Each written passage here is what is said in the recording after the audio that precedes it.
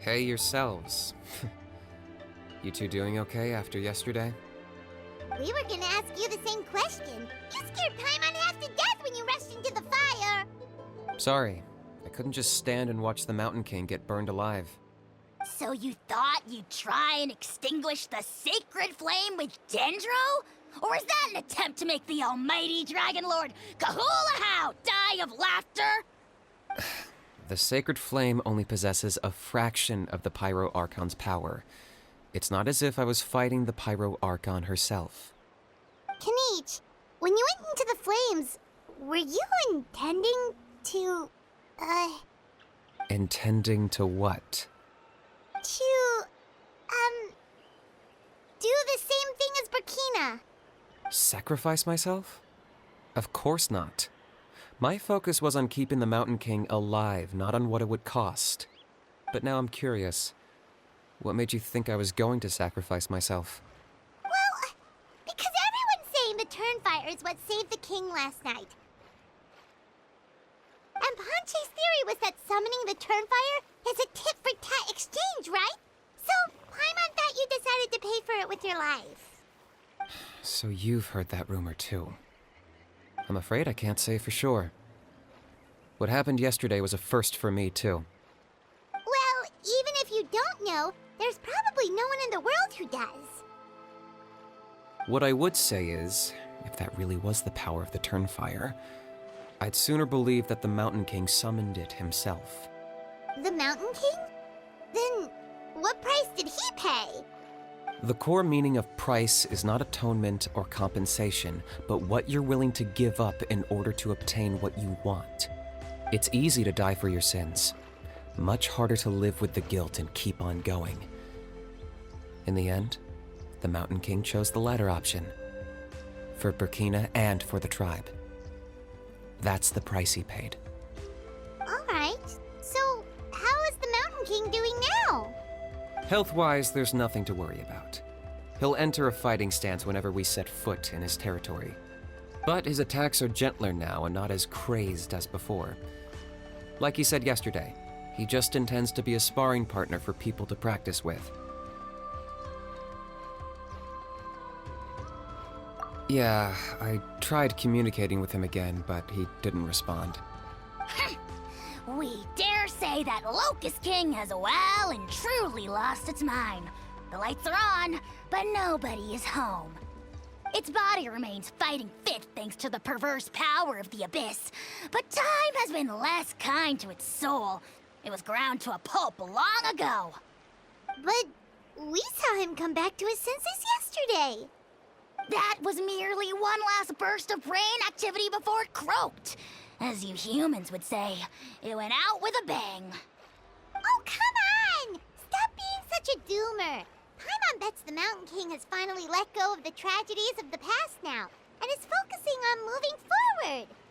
That's why he doesn't have time to chat with us. He's too busy thinking about the future.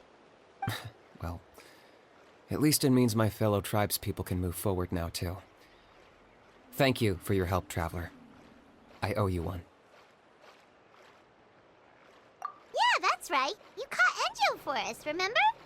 But he ended up being completely useless. It's not a fair trade if you lost out. Ah, that's on him. It's not your fault he's useless. Besides, we're friends now. You don't owe us anything. Friends? But your friendship is an even more valuable gift. I can't in good conscience accept it for free. So promise me, if you need anything in the future, you'll come to me. For you, I'll do anything.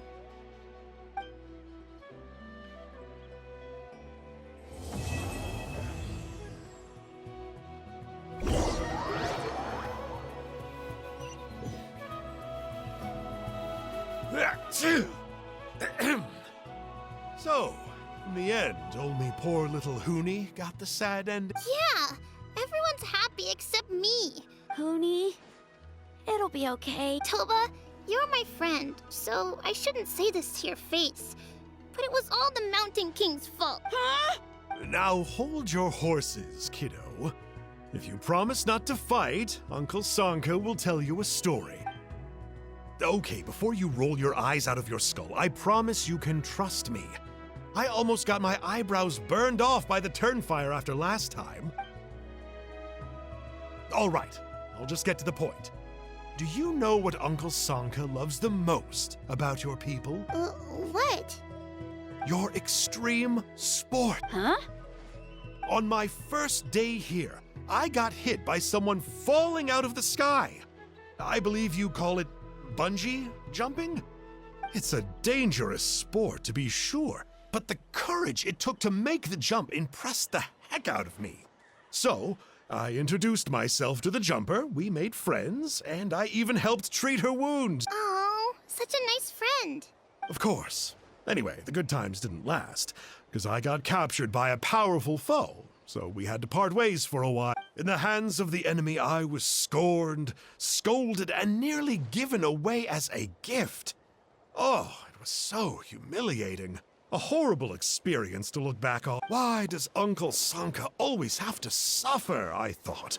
So I feel your pain, Huni. I was in the same position. But in the end, I made it through, and I left all of those painful memories in the past. I even managed to reunite with my friend. Is that it? The moral of the story is to look forward in life, right? Yeah, we've heard that one millions of times. Sorry, Uncle Sanka, but you're not cut out to be a teacher. Very smart, Huni, but not quite smart enough. What I'm trying to tell you is that after I reunited with my friend, I found her injuries were all healed. She's right behind you. Turn around and see. Another trick about not turning back?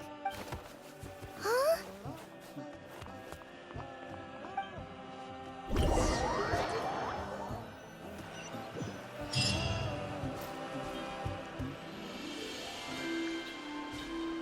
Light it up!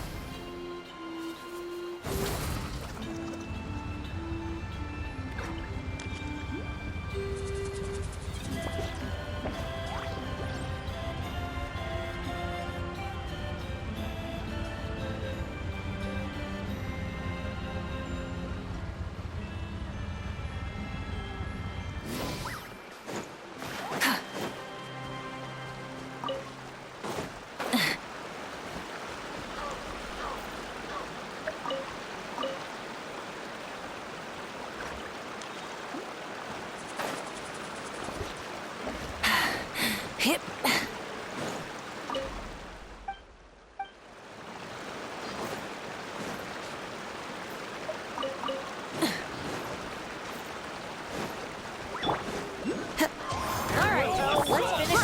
Here comes the rain.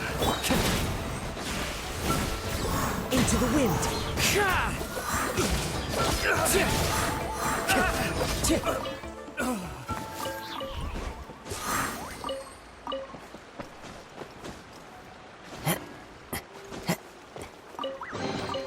A fateful offering.